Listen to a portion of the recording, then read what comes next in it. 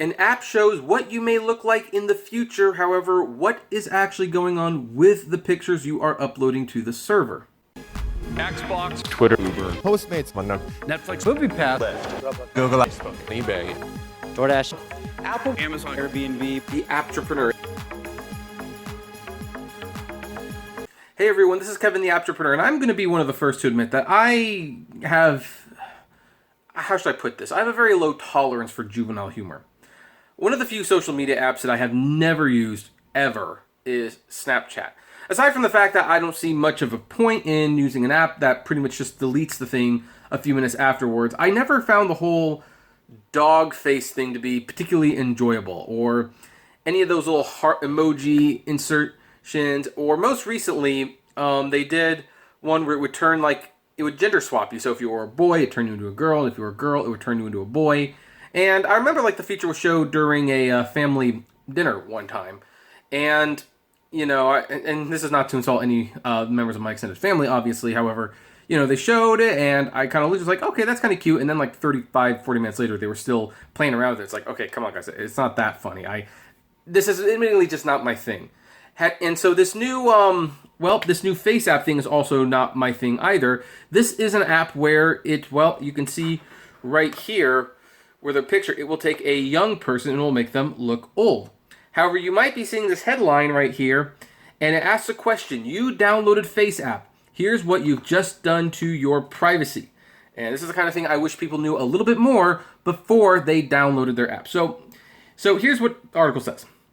When an app goes viral, how can you know whether it's all good fun or covertly violating your privacy by, say, sending your face to the Russian government? Now, from the first sentence already, some of you are probably going to be clicking off the video like, oh, great, are you one of those Russian conspiracy people? No, not necessarily. However, we do have apps that steal your data, and the thing is, if they're taking pictures of your face, they usually want it for a reason. And what is that reason? You usually don't know. And when I read this article, it's like, okay, this seems a little suspicious. So continue on with me, please.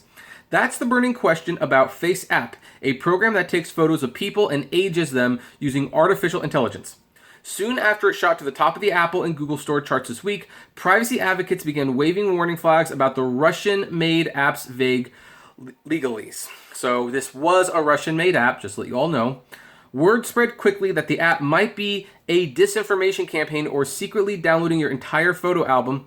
Leaders of the Democratic Party warned campaigns to delete the app, quote, immediately. I got some answers by running my own forensic analyst and talking to the CEO of the company that made the app. But the bigger question at how much app makers and stores run by Apple and Google leave us flying blind when it comes to privacy.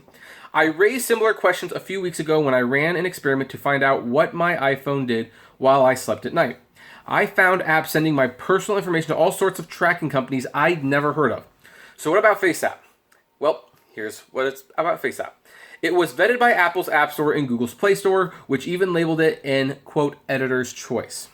They both link to its privacy policy, which they know nobody reads. And if you are a fan of South Park, you will know that we've never learned how to read that stuff, even though they told us to start reading it years ago.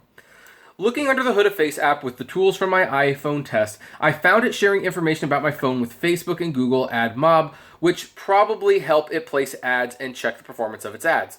The most unsettling part was how much data FaceApp was sending to its own servers, after which, who knows what happens. It's not just your own face that FaceApp might gobble up. If you age friends or family members, their face gets uploaded too, which means your friends and family members could be unwilling participants in this. Let's see. Let's continue. In an email exchange, FaceApp CEO Yaroslav Goncharov, I probably messed that name up, I'm sorry, tried to clarify some of that. These 5 questions are basics we ought to know about any app or service that wants something as personal as our faces. And this is the important part of the video for all of you out there. 1. What data do they take? FaceApp uploads and processes our photos in the cloud. Goncharov, I'm sorry guys, but the app will only upload a photo selected by user for editing. The rest of your camera roll stays on your phone. You can also use FaceApp without giving it your name or email, and 99% of users do just that, he said. 2. How long do they hold on to my data? The app's terms of service granted a perpetual license to our photos. He said FaceApp deletes most of the photos from its service after 48 hours, although that's not all of them. What are they doing with my data? Is FaceApp using our faces and the maps it makes of them for anything other than the express purpose of the app, such as running facial identifications on us? No, he said. Legally, though, the app's terms give it, and whoever might buy it or work with it in the future, the right to do whatever it wants through an irrevocable, non-exclusive, royalty-free, worldwide, fully paid, transferable, sub-licensable license. Because, yeah, I guess that makes sense, right? 4. Who has access to my data? Do government authorities in Russia have access to our photos? No, he said. FaceApp's engineers are based in Russia, so our data is not transferred there. He said the company also doesn't sell or share any user data with any third parties. Aside, I pointed out, from what it shares with trackers from Facebook and AdMob, another exception, users in Russia may have their data stored in Russia. How can I delete my data? Just deleting the app won't get rid of the photos FaceApp may have in the cloud. He said people can put in a request to delete all data from FaceApp servers, but the process is convoluted. Quote, for the fastest processing, we recommend sending the request from the FaceApp mobile app using settings, support, report a bug, with the word privacy in the subject line. We are working on the better UI, which is user interface, for that, he said. Why not post this information to FaceApp's website beyond the legal lease? We are planning to make some improvements, he said. Same question for the app stores run by Apple and Google. Those giant corporate companies make money from a cut of upgrades you can purchase in the app. We're literally paying them to read the privacy policies and vet that companies such as FaceApp are telling the truth. Why not better help us understand right where we download what's really going on?